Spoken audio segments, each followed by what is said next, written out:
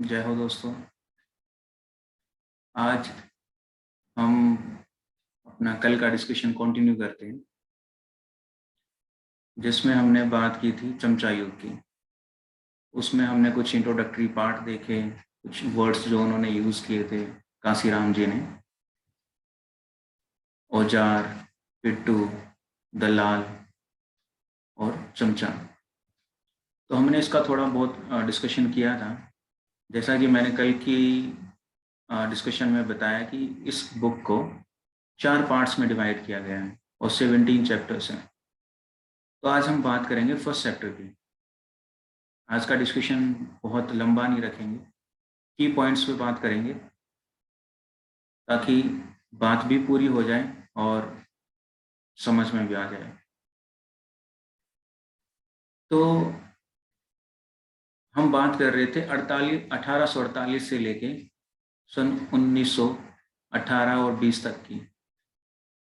कहने का मतलब है 20वीं शताब्दी की हम बात कर रहे थे।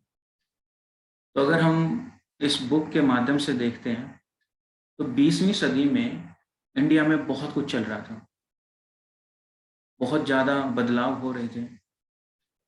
वो बदलाव अगर हम देखें तो 2 लेवल पे हो रहे थे। पहला लेवल था सवर्ण हिंदुओं का, जो स्वराज की बात कर रहे थे, अंग्रेजों से छुटकारा पाने की बात कर रहे थे, भारत की स्वतंत्रता की बात कर रहे थे। और एक दूसरा एक ऐसा तबका जो हजारों साल की बेड़ियों में जकड़े हुए थे और वो जिनके गुलाम थे, यानी कि सवर्ण हिंदुओं के गुलाम, और वो आगे गुलाम थे अंग्रेजों के। तो दूसरा बदलाव चल रहा था गुलामों के गुलामों का, यानी कि अनटचेबल्स का, डिप्रेस्ड क्लास का। गुलाम तो सवर्ण हिंदू हुए, अपर कास्ट अंग्रेजों के, और गुलामों के गुलाम हुए डिप्रेस्ड क्लास के लोग, अनटचेबल्स। अब हम देखते हैं इन दोनों का जो संघर्ष चल रहा था वो कहाँ और कैसे पहुंचा। जैसा कि मैंने बताया, जो गुलाम थे अपर कास्ट हिंदू, वो अंग्रेजों से स्वाधीनता चाहते थे, और गुलामों के गुलाम यानी कि अनटचेबल्स, वो हजारों साल की जो बेड़ियां उनके शारीरिक और मानसिक स्तर पे जो डाली गई थी वो उसको तोड़ना चाहते थे। तो क्या हुआ, धीरे धीरे जो सवर्ण हिंदू थे उन्होंने शासकों पर, यानी कि शासकों मतलब अंग्रेजों पर, अलग अलग तरीके से दबाव डालने की कोशिश की। कुछ ना कुछ वो पैतरे अपनाते रहे, जिसकी वजह से जो सत्ता थी उनके हाथ में आ जाए, क्योंकि उस वक्त पे अंग्रेजों के हाथ में सत्ता थी। आपको याद होगा, अगर आप थोड़ा बहुत हिस्ट्री में इंटरेस्ट रखते हो, तो जब भारत आज़ाद हुआ था तो ट्रांसफर ऑफ पावर्स साइन हुई थी, यानी सत्ता का हस्तांतरण, पावर्स ट्रांसफर की गई थी। तो जो अपर कास्ट हिंदूज थे वो शासकों से स्वाधीनता या फिर सत्ता चाहते थे, अपने हाथों में सत्ता लेना चाहते थे। और दलित वर्ग यही सोचकर परेशान था कि अब उनका क्या होगा। जो सदियों से, हजारों सालों से उनके ऊपर अत्याचार कर रहे थे, उन लोगों के हाथों में अब सत्ता आ जाए, वही सोचकर परेशान हो रहे थे। हालांकि ओवरऑल अगर देखें तो जो भी बदलाव चल रहा था उस वक्त पे,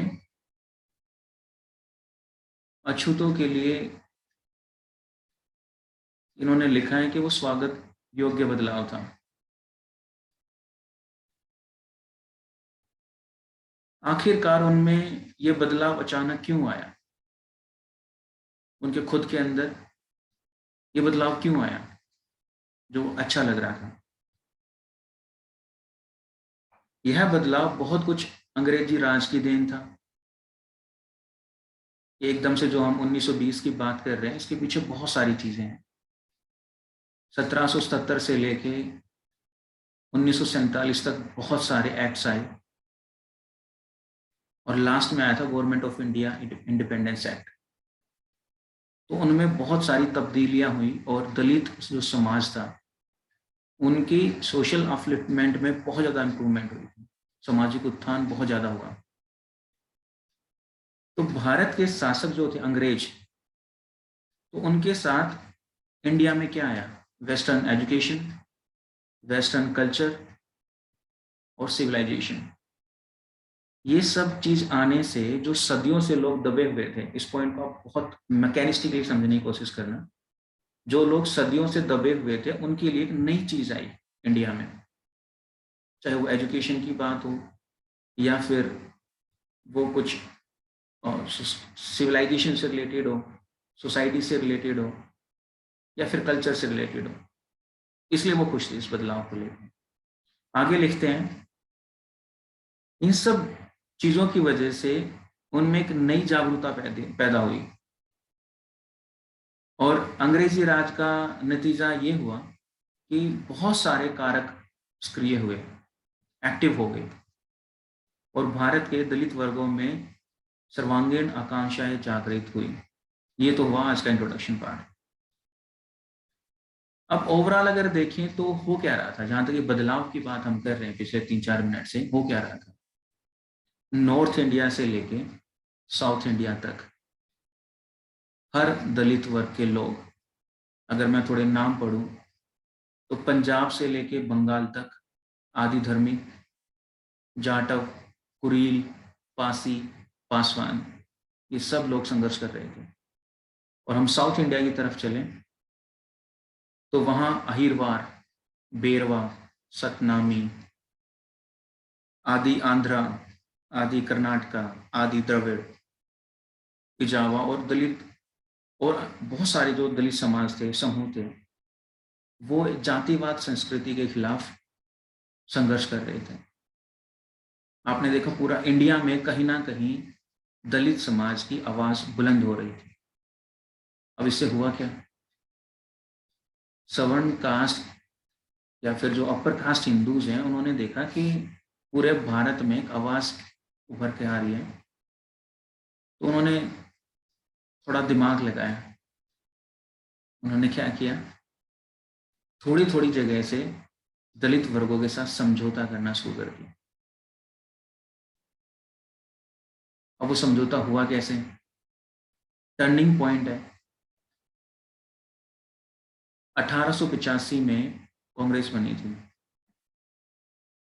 ए ओ हयूम ने कांग्रेस बनाई 1885 में, और हम बात कर रहे हैं 1920s की, 1920 के आसपास।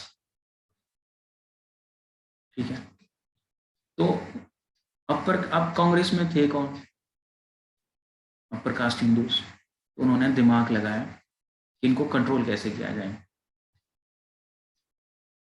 तो उन्होंने एक प्रस्ताव पारित किया दलित वर्गों के लिए, उनको कंट्रोल करने के लिए। एक प्रस्ताव जो पारित किया, इसका एक मेन जो बंदा था, मैं उसका नाम पढ़ता हूं। उसका नाम था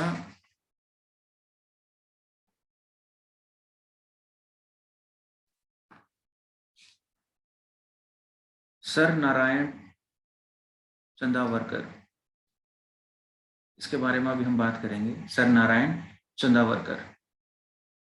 तो उस पूरे सिचुएशन को कंट्रोल करने के लिए, जैसा मैंने बताया, इन्होंने एक प्रस्ताव पास किया और वो प्रस्ताव की जो एक पृष्ठभूमि रही, वो थी सिर्फ और सिर्फ दलित वर्गों की सहानुभूति इकट्ठा करना कि उनके अगेंस्ट जितने भी एट्रोसिटीज, क्राइम्स, जो भी उत्पीड़न उनका हो रहा है इतने हजारों सालों से, वो सही नहीं हो रहा है। उनको सन 1920 के आसपास महसूस हुआ अपर कास्ट हिंदूज को। तो उस वक्त पे 2 सम्मेलन हुए मुंबई में, अलग अलग जगहों पे, हफ्ते 10 दिन के अंदर अंदर 2 सम्मेलन हुए। उसके जो मेन पॉइंट्स हैं मैं वो आपको बताता हूँ, और इन्हीं पॉइंट्स को, जो मैं पॉइंट्स आपको बता रहा हूँ, इन्हीं पॉइंट्स को आप आज का जो वर्तमान, जो आज का जो टाइम है ना, करंट टाइम 2022, 2018, जो भी अभी जिस टाइम में हम हैं, इसके साथ कोरिलेट करना, इसके साथ साथ इसको समझने की कोशिश करना कि जो उस वक्त पे प्रस्ताव पारित हुए उसमें कौन से मेन पॉइंट्स थे, क्या आज तक वो फुलफिल हो पाए? हालांकि ये बुक चमचा युग है, इसमें इसका विवरण है। जब आप अगर देखेंगे डॉक्टर बी आर अम्बेडकर की बुक, गांधी और कांग्रेस ने अनटचेबल्स के लिए क्या किया, उसमें भी बहुत ज्यादा डिटेल है, और उसका कुछ कुछ एक हिस्सा इस बुक में लिखा गया है। उस टाइम पे जो प्रस्ताव पारित हुआ और के जो मेन पॉइंट्स थे, उनको आज के टाइम के साथ कंपेयर करके देखना, you will get some points to present somewhere if you want to do. पहले प्रस्ताव में 6-7 पॉइंट्स थे, और दूसरे प्रस्ताव में भी 6-7 पॉइंट्स थे, क्योंकि 2 जगह सम्मेलन हुए। इसमें फोकस किया गया दलितों के लिए कि अब ये सम्मेलन तो कांग्रेस ही कर रहे हैं ना, और ये गुलाम थे अंग्रेजों के। तो इन्होंने पहले प्रस्ताव में कहा कि हम सब अंग्रेजी हुकूमत के प्रति वफादार रहेंगे। मुझे इस पॉइंट में घोर आपत्ति है लिखने में, व्यक्तिगत तौर पे मुझे बहुत ज्यादा आपत्ति है। ये कब वफादार नहीं थे अंग्रेजों के प्रति?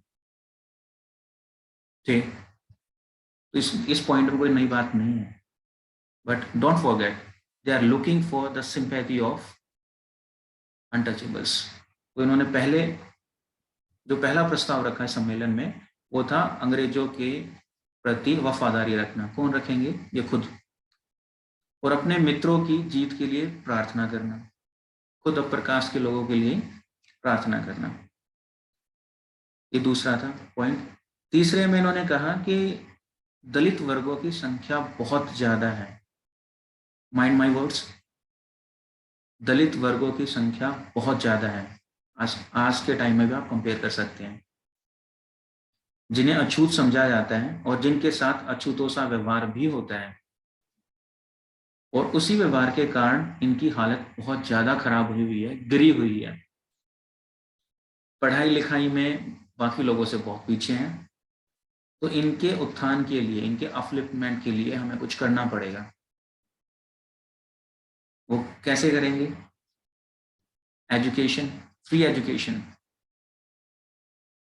इन सब के लिए फ्री एजुकेशन दी जाए। दूसरा इन्होंने कहा कि पॉलिटिकल रिप्रेजेंटेशन दी जाए। जो लोकल गवर्नमेंट है, स्टेट गवर्नमेंट है और सेंट्रल गवर्नमेंट है, जो भी उस टाइम की जो पॉलिटिकल सिचुएशंस रही, उनमें इनका रिप्रेजेंटेशन हो। रिसोर्सेज, रिसोर्सेज का मतलब है संसाधन, बताने की जरूरत नहीं, आप सबको पता होगा। जो जहां से, जिस गांव से बिलोंग करता है और जो ये वीडियो देख रहा है, अपने अपने गांव में एक बार नजर घुमा के देख लो। कुएं से लेके नलके तक, जोड़, तालाब तक, मंदिरों की तो भूल ही जाओ। उस टाइम की बात कर रहा हूँ, आज थोड़ा सा फर्क है। मैं खुद अगर 1995 की मैं बात करूँ तो मैंने खुद देखे हैं कुएं, अलग अलग कास्ट के अलग अलग कुएं हैं। और एक लास्ट पॉइंट, शमशान घाट। अगर मैं गलत कह रहा हूँ तो कमेंट में जरूर लिखना। ये उस टाइम की बात हो रही है कि इनको रिप्रेजेंटेशन दी जाए, और जो रिसोर्सेज हैं जिसपे अपर कास्ट हिंदूज का बहुत ज्यादा कंट्रोल है, उन रिसोर्सेज में इनकी रिप्रेजेंटेशन दी जाए, चाहे वो जॉब्स ही क्यों ना हो। इसके अलावा एक प्रस्ताव और रखा गया पहले सम्मेलन में, जो अपर कास्ट हिंदूज हैं वो अपनी इच्छा के अनुसार लोअर कास्ट हिंदूज को या अनटचेबल्स को सहायता प्रदान करें, ताकि वो ऊपर उठ सके, वो पढ़ाई लिखाई कर सके, उनको एक अपनेपन का एहसास हो। इन सब बिंदुओं पर चर्चा की गई पहले सम्मेलन में।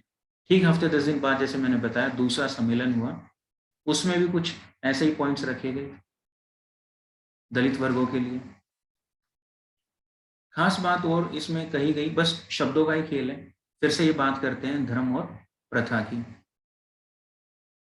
तो कांग्रेस कहती है कि इन दलित वर्गों को बहुत टाइम से उत्पीड़ित किया गया है, और इन वर्गों को बहुत ज्यादा कठिनाई और असुविधा हो रही है, और इसके चलते पब्लिक स्कूल, हॉस्पिटल्स, कोर्ट्स और सरकारी दफ्तर में प्रवेश और सार्वजनिक कुओं आदि का इस्तेमाल वर्जित है। जैसा कि मैंने बताया, you can look around where you live in your respective villages and see the current situations too. ये अयोग्यताएं कानून और व्यवहार में राजनीतिक अयोग्यता के बराबर है और इस तरह वैध रूप से इंडियन नेशनल कांग्रेस के राजनीतिक मिशन और प्रचार के दायरे में आती हैं। यानी कि ये सारी चीजें इनके कंट्रोल में थी और ये कर सकते थे ओपन दलित वर्ग के लिए। तो ये सारे पॉइंट्स दूसरा सम्मेलन जो हुआ मुंबई में रखे गए थे। तो बहुत ज्यादा फर्क नहीं है पहले और दूसरे सम्मेलन में, बस कहने का मतलब इतना ही है। आगे बात करते हैं, जो मेन इनका बंदा था सर नारायण चंदावरकर, इस बंदे को क्यों चुना? अब देखो, ये सहानुभूति चाहते थे कि हम आपके लिए कुछ कर रहे हैं, दलित वर्ग के लिए कुछ कर रहे हैं, अपर कास्ट हिंदूज। अब इन्होंने जो बंदा चुना है ना, उस वक्त पे मैं ईयर बता देता हूँ, 1917 1917 में देख लो क्यों चुना गया। और आज का जो डेमोक्रेटिक सेटअप है ना, आज का जो प्रेसिडेंट है, उसके साथ थोड़ा कोरिलेट करना। ये जो सर थे, सर नारायण चंदावरकर, ये डिप्रेस क्लासेस मिशन सोसाइटी के अध्यक्ष के नाते, समझ में आए, दलित वर्गों पर उनका अच्छा खासा असर था।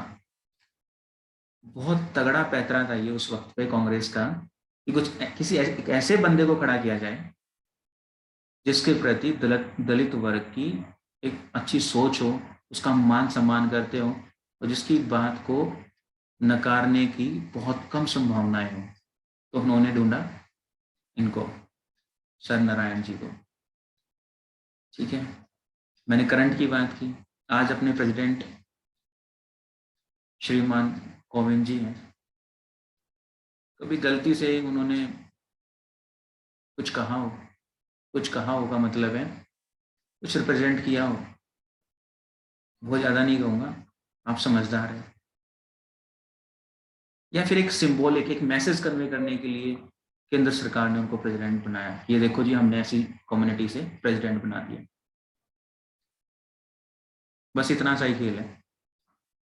तो इन्होंने इसको खड़ा किया दलित वर्गों को मनाने के लिए। तो ओवरऑल क्या था कि क्वेश्चन ये उभर के आता है कि दलित वर्गों के पीछे इतना क्यों हो रहा था इंडियन नेशनल कांग्रेस का। तो उस टाइम पे मुस्लिम लीग भी थी और मुस्लिम लीग को जो भी लीड कर रहा था उस वक्त पे, वो पहले से ही इनके कुछ प्रस्तावों पर, क्योंकि उस टाइम पे जो सेक्रेटरी ऑफ स्टेट्स थे मिस्टर मॉन्टेग्यू, उस टाइम पे जैसा मैंने बताया 1772-77 से लेके 1947 तक बहुत सारे कानून पास हुए और वो कानून यहाँ पास नहीं होते थे, वो इंग्लैंड से होके आते थे और यहाँ पे इम्प्लीमेंट होते थे। हम कहते हैं ना लॉर्ड, अपने यहाँ पे जो एमएलए जो एमपीज हैं उनको मेंबर ऑफ पार्लियामेंट कहा जाता है और जो पार्लियामेंट वहाँ यूके में है उनको लॉर्ड कहा जाता है, LORD लॉर्ड।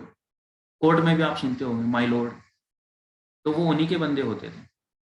तो वहां पे लॉर्ड मेंटेग्यू जो थे उन्होंने कुछ पॉइंट्स रखे थे भारत के संविधान का जो खाका तैयार करना था ना उसके लिए, और वो प्रस्ताव वहां से पास होना था। और इसके लिए अपर कास्ट हिंदूज को न सिर्फ मुसलमानों की हामी की जरूरत थी, क्योंकि दलित वर्ग की संख्या बहुत ज्यादा थी, उनकी भी हामी चाहिए थी। तो मुस्लिम भी तो वैसे ही उनके साथ था। तो जहां तक संख्या की बात है, एक बार फिर से वर्तमान समय में आप कोरिलेट करके देख लो, जब भी इलेक्शन होते हैं स्टेट के हो या फिर जनरल इलेक्शन हो, अभी उत्तर प्रदेश का एग्जाम्पल ले लो, किसी और का एग्जाम्पल ले लो, इन जितने भी पॉलिटिशियन हैं उनको SC ST और OBC की बहुत याद आती है, बहुत ज़्यादा इनके प्रति एक मान सम्मान की भावना जागृत होती है। उनके घर जाके खाना खाएंगे, लेकिन वो खाना कहाँ से आएगा ये नहीं बताते, पानी पिएंगे गिलास कहाँ से आएगा ये नहीं बताते, समझ रहे हो। अगेन फिर से ही मेजोरिटी की बात, 80-85% है इंडियन पॉपुलेशन का। तो ये उस टाइम भी था 1917 1920 में, और ये आज भी है। ओवरऑल एजुकेशन की बात की, जॉब की बात की, पॉलिटिकल रिप्रेजेंटेशन की बात की, बराबरी की बात की, उस टाइम से लेके अब तक नो डाउट्स। मैं बहुत ज़्यादा कट्टरपंथी से बात नहीं करूँगा, चेंजेस हुए, लेकिन कहीं ना कहीं ये सोच खुद पे भारी पड़ जाती है। आप याद करो, अभी जो 2-3 हफ्ते पहले बात हुई, सॉरी, जो घटना घटी जितेंद्र पाल मेघवाल की, सिर्फ मूछ रखने की वजह से उसकी हत्या कर दी थी। मैंने कहा ना थोड़ा बदलाव हुए, लेकिन जब ये घटनाएं घटती हैं तो फिर से मन में कहीं ना कहीं बहुत सारे क्वेश्चंस उभर के आते हैं, बहुत सारी चीजें आती हैं माइंड में। तो जहां तक प्रेसिडेंट की बात हो रही थी, अब फिर से आप देखो हफ्ते 10 दिन से क्या मीडिया में क्या फ्लोट हो रहा है। आप तो देखते होंगे इंटरनेट पे क्या फ्लोट हो रहा है, किसका नाम फ्लोट हो रहा है प्रेसिडेंट के नाम पे। क्या पता नहीं वो खुद ही कर रहे हैं, I am not sure about it, but बहन बहन जी का नाम फ्लोट हो रहा है प्रेसिडेंट के नाम पे। अगेन क्यों? You can see the second side of the world. तो ये सब कुछ हुआ, इन्होंने प्रस्ताव पास कर दिए सन 1920 में। अब लास्ट क्वेश्चन आता है, ये प्रस्ताव पास करने से क्या दलित वर्गों की सामाजिक जो स्थिति है उसमें कुछ बदलाव आया? अब प्रकाश हिंदूज ने उनका साथ दिया? क्या था ये? एक पॉइंट मैं आपको बताना भूल गया कि जब इन्होंने प्रस्ताव पास करने की बात की ना, तो डॉक्टर अंबेडकर ने इसको एक विचित्र घटना का नाम दिया। और उन्हीं के शब्दों में मैं कहूं तो डॉक्टर अंबेडकर ने कहा कि इस पृष्ठभूमि में कांग्रेस द्वारा 1917 में दलित वर्गों के बारे में पारित प्रस्ताव स्पष्ट तौर पर एक विचित्र घटना है। कांग्रेस ने ऐसा पहले कभी नहीं किया था। हालांकि यह 32 वर्षों से सक्रिय थी। जैसा कि मैंने बताया 1885 में कांग्रेस बनी थी और 1917 में ये प्रस्ताव पारित कर रहे हैं, तो कुल मिला के 32 साल हो जाते हैं। And doctor Ambedkar very well pointed out this particular point. 32 साल से ये एक्टिव थे, तब से तो कुछ नहीं किया। यह इसकी घोषित नीति के विपरीत भी था, जो इनकी खुद की नीतियां थी उसके अगेंस्ट भी था। तो हम बात कर रहे थे क्या कुछ बदलाव आया, कुछ फर्क पड़ा दलित वर्गों के रहने सहने में, खाने पीने में प्रस्ताव पारित करने से? तो जो भी उनको सिंपैथी चाहिए थी, बस मैं लास्ट लाइन में मैं खत्म कर देता हूँ, कांग्रेस को समर्थन चाहिए था। जो भी संवैधानिक ढांचे में जो उनको बनाना था, जो भी मेंटेगू जो थे सेक्रेटरी ऑफ स्टेट्स, उन्होंने जो भी वहां से कानून पास करवाए इंग्लैंड से, उसको पास करने के लिए दलितों की हामी चाहिए थी। तो दलित वर्गों की इस मांग को पूरा करने के लिए कांग्रेस ने क्या किया? कांग्रेस को जो समर्थन मिला था उसके बदले में कांग्रेस इसके लिए बाध्य थी कि वह अपने प्रस्ताव में व्यक्त भावनाओं को साकार करने के लिए छुआछूत के खिलाफ एक अभियान चलाए। वो चलाया? नहीं चलाया। कांग्रेस ने ऐसा कुछ नहीं किया। उसने किया क्या? मनुष्य के प्रति मनुष्य की अमानवीयता यानी कि छुआछूत के विरुद्ध कांग्रेस में सदाचारी क्षोभ का कोई बहुत, विवेक की कोई ग्लानि नहीं दिख रही थी। As I said in the starting of the presentation or the discussion, Congress को सिर्फ सहानुभूति चाहिए थी दलित वर्ग की, और कुछ नहीं। ग्राउंड रियलिटी, जमीनी हकीकत में कुछ बदलाव नहीं हुआ। सच तो ये है कि कांग्रेस प्रस्ताव पास करने के उसी दिन भूल गई थी, और सिर्फ एक मरे हुए पत्र, मृत पत्र, ये जो प्रस्ताव था वो मृत पत्र की तरह बन के रह गया, और इसका कोई नतीजा नहीं निकला। इसमें मैं आपको एक ये दिखाना चाहूंगा फोटो, शायद दिख नहीं रही है।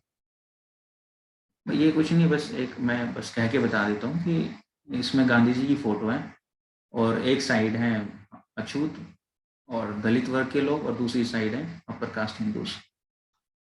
तो ये कह रहे हैं,